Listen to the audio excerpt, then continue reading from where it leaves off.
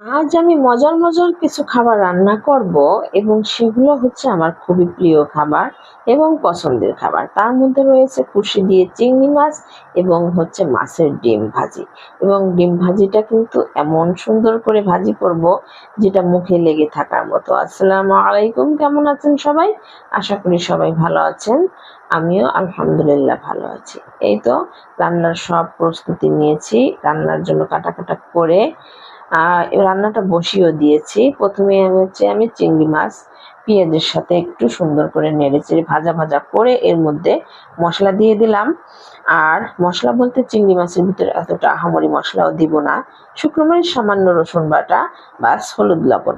আর চিংড়িগুলো সুন্দর করে ভাজা করব যাতে মাছের স্বাদটা, তেলটা বের হয়ে আসে তরকারির সাথে মিশে তরকারির স্বাদটা আরো বাড়িয়ে দেয়।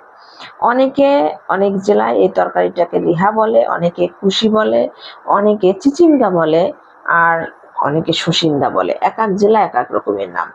আমাদের জেলার নাম এইটা হচ্ছে কুশি বলা হয়।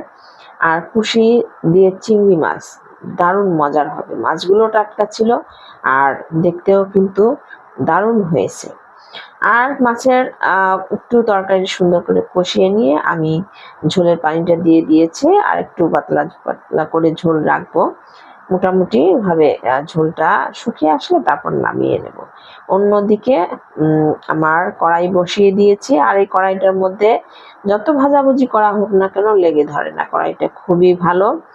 ভাবছি কড়াইটা একটু কালো করে ফেলবো, আবার মাঝে মধ্যে একটু পরিষ্কার করে নেই। আমি এগুলো হচ্ছে মাছের ডিম ভাজি করছি। ডিমটা একটু সুন্দর করে চটকিয়ে নিয়েছিলাম লবণ, হলুদ আর সামান্য একটু আদা রসুন দিয়ে। তারপর তো এটা আমি উল্টিয়ে সুন্দর করে মানে ঝুরা করে দিব। যেহেতু এটা মৃগেল মাছের ডিমটা একটু শক্ত টাইপের হয়। আর যাতে শক্ত না হয়ে যায় তো একটু নরম অবস্থায় ভেঙে ঝুরা করে দিলাম।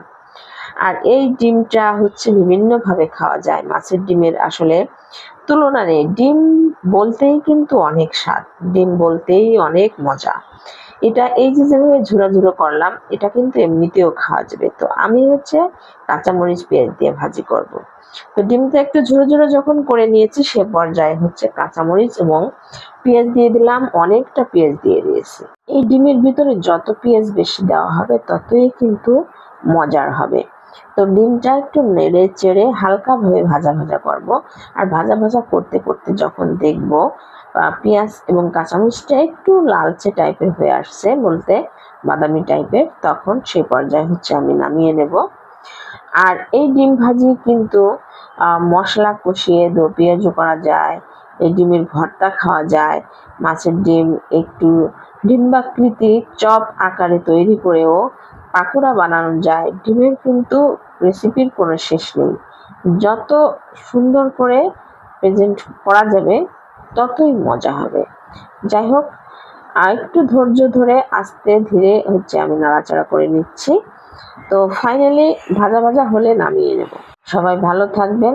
আল্লাহ হাফেজ। আসসালামু আলাইকুম।